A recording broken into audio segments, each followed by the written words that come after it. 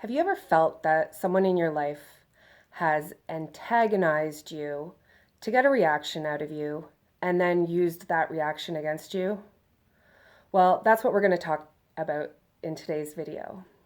My name is Amy and this is Narcaway, and I make videos relating to narcissistic abuse. And my mission is to educate, support, and encourage victims and survivors of narcissistic abuse.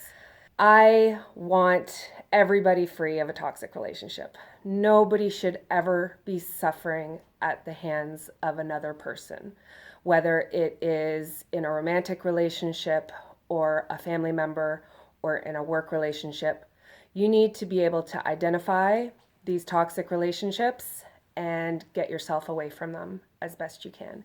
If you can go no contact, that's the goal. Before you can get out of a relationship like this, you need to understand what's happening.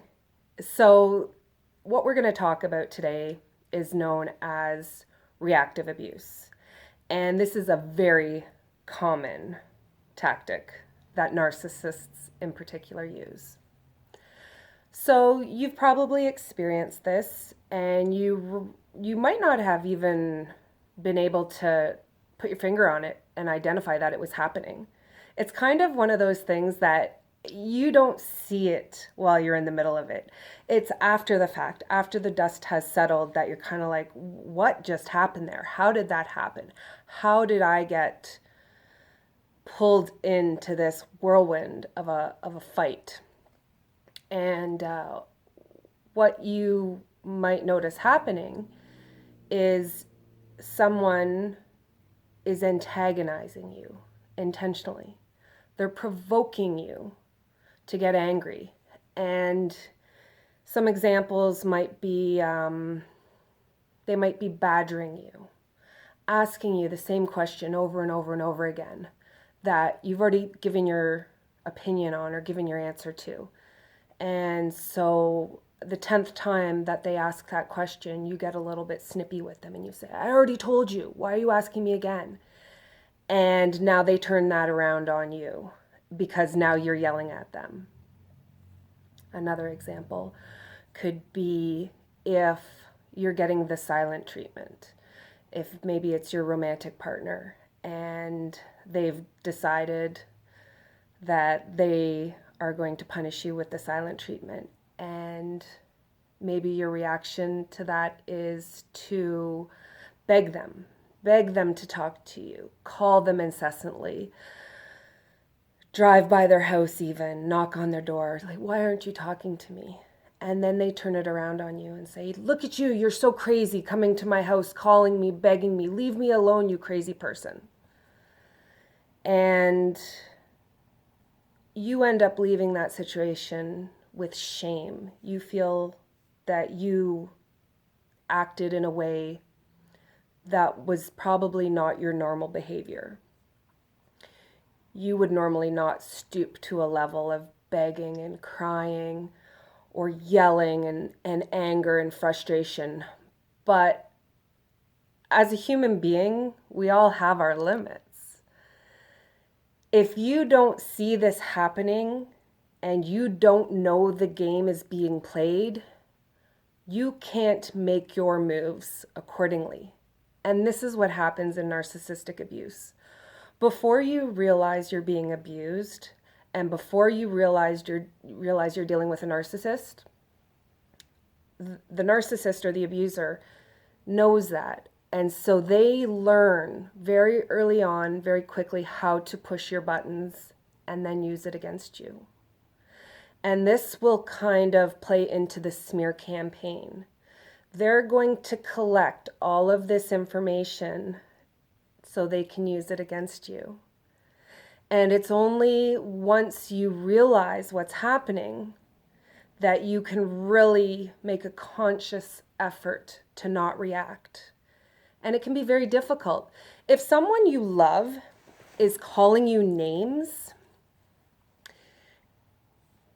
how are you going to react to that? You're only human. You are going to get upset. You are going to get angry. Your feelings are going to get hurt. And so you are going to react, and you're probably going to react in a not so pleasant way.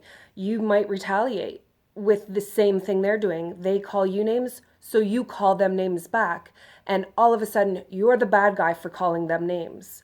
And the initial provocation is completely ignored. What the narcissist did to you to get you to call them names is completely off the table, and it is only you calling them names now.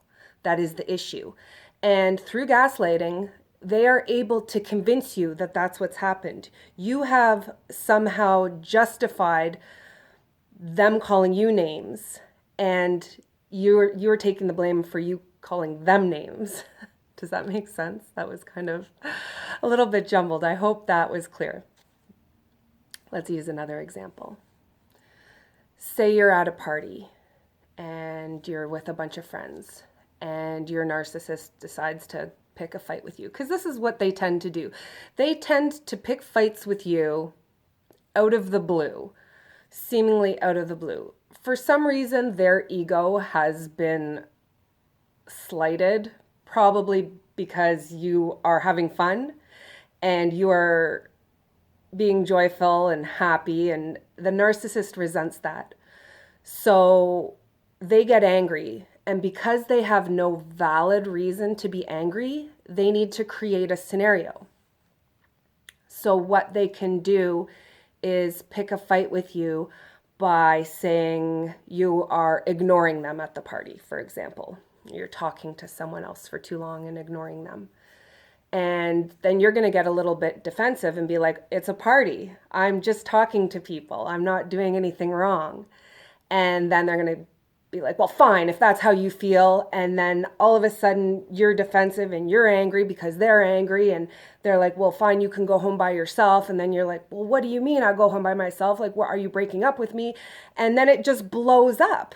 And you are left just bewildered at what's just happened, because now you're broken up from your relationship in the matter of a couple of minutes, where you were at a party having fun with your friends like a few minutes ago. What just happened?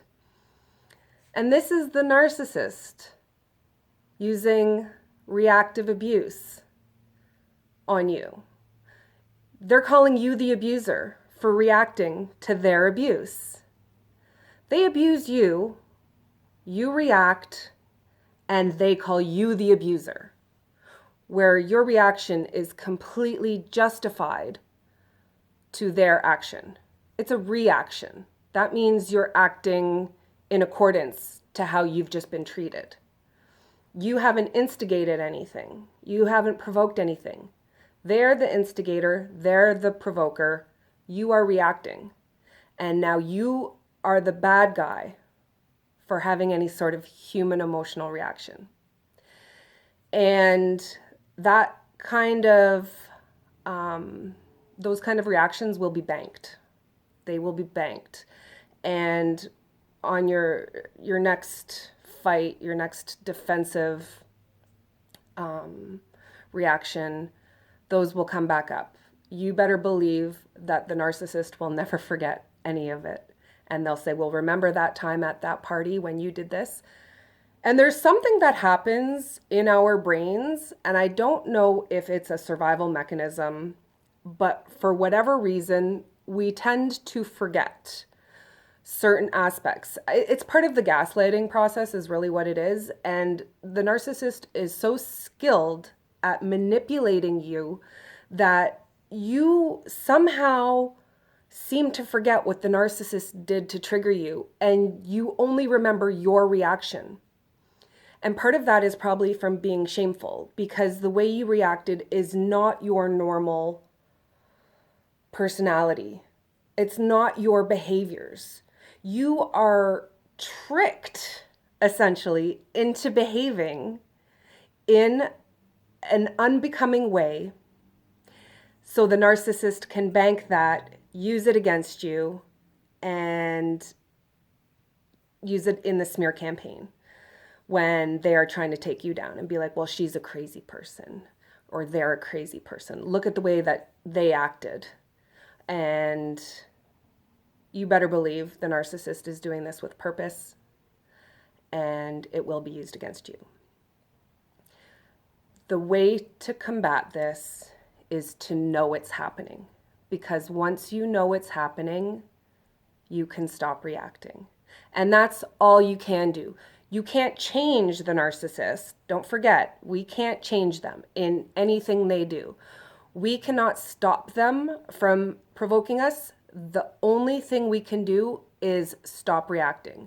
Once you feel or see their little gameplay and their little toying with you, you make a mental note and you say, okay, I know what's happening here. They want the reaction. I'm not going to give it to them. And that's the power you have, because you take their power away. They can act a fool all they want. That comes back to them. That it falls on them. You are in control of your own actions. So once you can identify what's happening, you can stop it. Don't react. Don't give them what they want. Play it cool. Okay, so I hope that gives you a little bit of insight on what reactive abuse is.